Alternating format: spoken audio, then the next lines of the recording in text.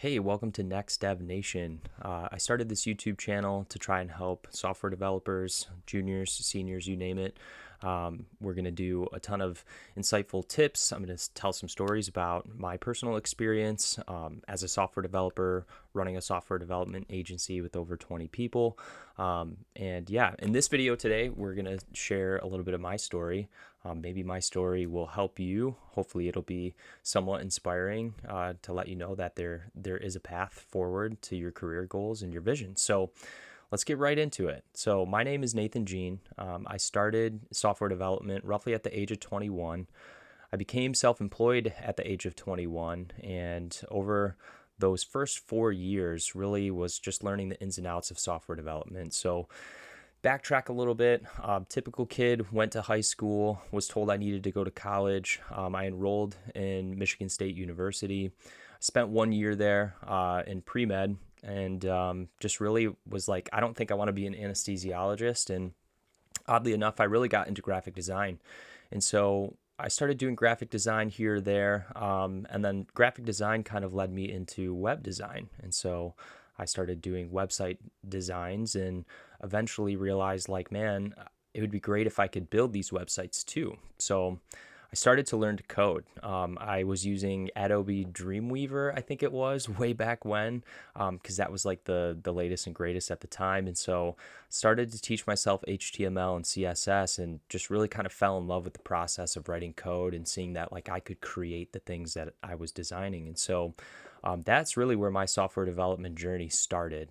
And so fast forward about a year or so, I was working at a factory. I kind of dropped out of college and was just trying to figure it out. I was working third shift at a factory and just kept teaching myself how to code, how to create these websites. And then I started to sell websites and website design. And so at the age of 21, I had the opportunity to become self-employed, and which was really great, and just really was hustling to sell my services as much as possible. Well, through that process, I learned that every single time I would kind of learn something new, I would kind of become like old news in terms of the skills that I had. So I realized I had to go deeper into software development to sharpen my skills. And so from about age 21 to age 26 or so, I spent a lot of time freelancing. I was, a subcontractor, so I would basically position myself to work on these opportunities to write code, build websites, web apps. And through that entire 5+ year journey of being just a solo entrepreneur, software developer, I had to reinvent myself over and over again, right? So I had to learn things like databases, RESTful APIs, right? Backends, you name it. And so I just really fully threw myself into software development because I was so excited about it. I had let my curiosity about certain aspects of software development be my compass for decision making on where am I spending my time and what am I learning. And so I did that for many years. And then fast forward to 2017, I was kind of getting burnt out. I was working like 100-hour work weeks and was making pretty good money and was feeling pretty fulfilled. However, I was just getting really burnt out. And a lot of the projects that I was on, I really kind of got a little disenfranchised because these projects would either end early because they were startups and the managers of capital were not properly allocating the capital or whatnot. And I just kind of really got sick of hopping around. And then also just being a subcontractor, you're usually thrown into a team that's blended. Sometimes there's an offshore team, sometimes it's not. And I just really saw a lot of these projects kind of go to hell in a handbasket and got really upset by that and was like, I think I can do this better. If I had more control over the process, if I could actually orchestrate a team, we would have better outcomes. And so my thesis on software development is that everything is very outcome driven and outcome dependent. And so I decided to embark on starting my first software development firm, which is called Kairos Digital. If you look up Kairos Digital, you should be able to find that. So fast forward to 2017, I had sold my first house. I used basically all of that money to start Kairos Digital. and Kairos Digital has been around for a little over 5 years. So the first year of starting that business, it was basically me and two subcontractors. We churned through as many projects as possible, but I was really kind of struggling to wear multiple hats, right? So I was also writing the code and working with my two contractor buddies that were helping me fulfill these projects. And then I also had to do the marketing and the sales and everything. So fast forward to 2018, I bumped into my now two business partners, and they owned a separate company called Grand Apps. And we just had a lot of problems that we could solve for each other, right? And so they were doing custom application development, but they were offshoring a lot of the work. They weren't very technical.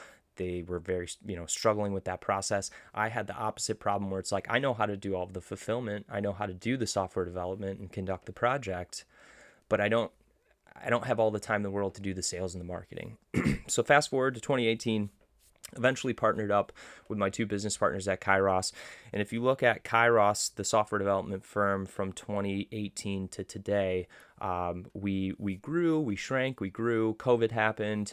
And in the beginning of this year, we had a team size of 23. So I had essentially 23 employees under my Kairos Digital software development agency. So the long of it is I basically started as a factory worker, a college dropout, right? I taught myself how to code.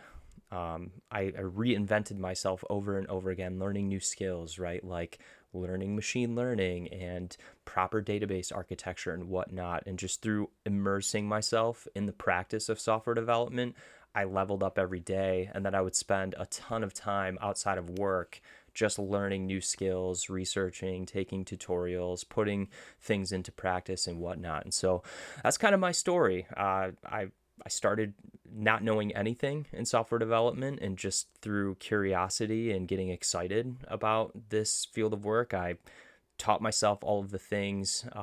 So I didn't go to school for this. I didn't go to college for this. But fast forward, it's like started at nothing, became a junior dev, became a subcontractor, an independent contractor, worked that for like 4 or 5 years, created an agency, hired other people, employed people with benefits, health insurance, you name it. And here today, we're still in business, and, we're still growing and doing all sorts of different things. So that's my story of how I became a developer, how it went, how it's going today. And like I said at the beginning of this video, this channel is intended for me to give back to junior developers, senior developers, or even people who are considering getting into this industry. I hope in the future, the videos that I create are going to be insightful and that they're going to provide you a lot of value. Quick shameless plug.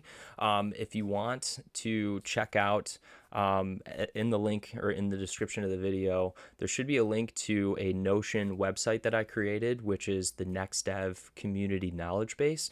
This is where I'm going to be putting all sorts of discoveries and findings and tips for helping you throughout your software development career journey. So it could be a new tool discovery. Maybe there's this new thing in ChatGPT that is exciting that you should check out, or it might just be generic career advice coming from a software developer and an employer of software developers. And so again, in the last 13 years, I've had a lot of time doing a lot of different things, right? All the way from software development, architecting projects, project management, hiring developers, helping developers grow, turning developers from junior to senior relatively quick. So can't wait to share all of those exciting stories with you. And yep, I hope this story was helpful for you. And I'm really curious to know what your story is too, and wishing you the best during your software development career.